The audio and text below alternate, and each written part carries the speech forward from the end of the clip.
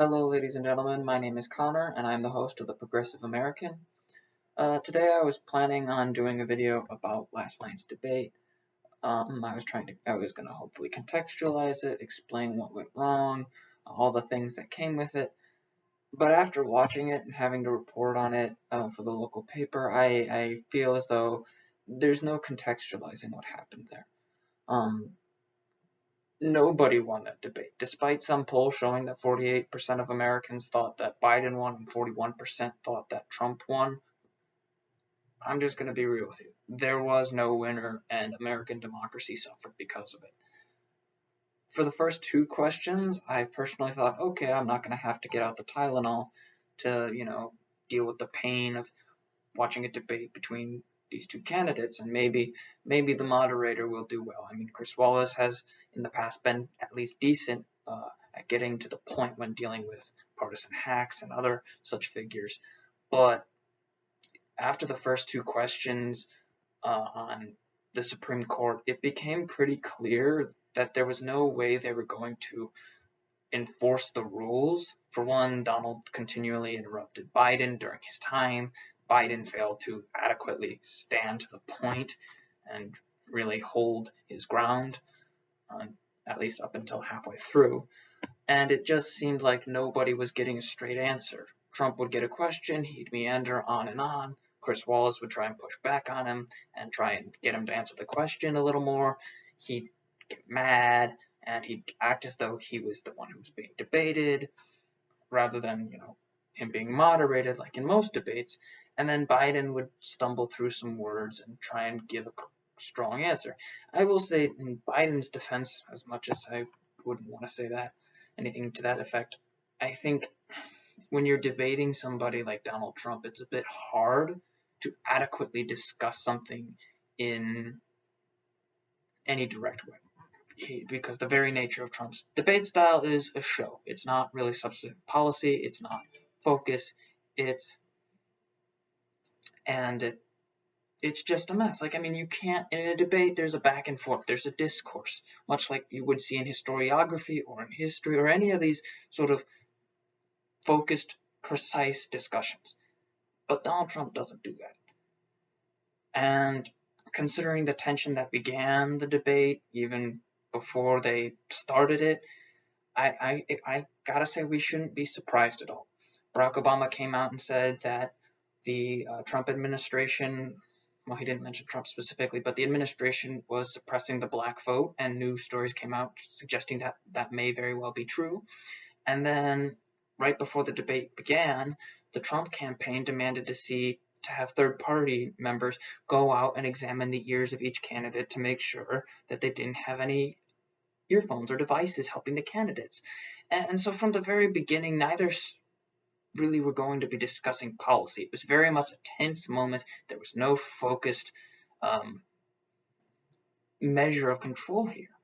I mean, I've been in debates. I was a congressional debate tournament goer in high school. I wasn't professional or anything of that stretch, but even when I was in training and when I had started out, I would never saw anything like this before. I mean, I don't know how to describe how bad this debate was. When I first took the assignment to write a news article about this and try to explain the nuances of policy and discussions, I knew I was wading into some waters, but the fact that it just never got to that shows just how bad our politics has gotten.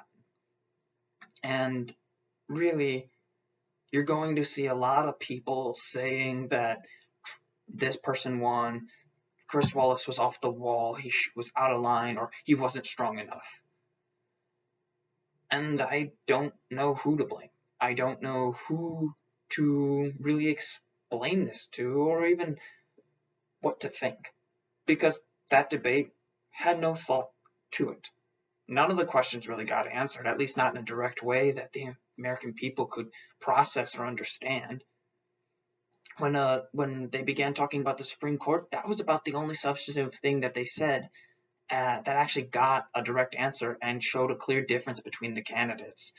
Not because Biden or Trump are actually similar, but because neither of them were able to speak without some conflict breaking out. And I'm going to be completely clear. Trump was the one who was primarily initiating this conflict. He'd interrupt Biden to try and go off on him, like when Biden said there are 100 million people who have pre-existing conditions who would lose their health care. That's partially true. There are 61 to 100 million, 133 million people who have pre-existing conditions, though not all of them are on the Affordable Care Act. But instead of directly addressing that point and letting Biden complete his answer, or at least move on, Trump says, "Oh, I don't know where you got that number," or "You're just pulling this out of thin air." The nuances that could have been discussed in that moment were completely lost. And from that point on, it was just going to be a mess. Personally, I am looking forward to hopefully never seeing a debate between Biden and Trump ever again. I had never seen something so bad in my life. But with hope, I look forward to the debate between Kamala Harris and Mike Pence, because these two people are at least much more focused on what they stand for and can give a clear answer. Of course, I definitely prefer Kamala Harris. I think what's going to end up happening is you're going to see a much more favorable coverage of the two vice presidential candidates than you would see of the presidential debate, which says a lot about our politics. But yeah, sorry for the off-the-cuff video, but I think it's important to note just how bad this debate was. I mean, most presidents lose their first debate, but I doubt we've had a president lose his mind on air like that.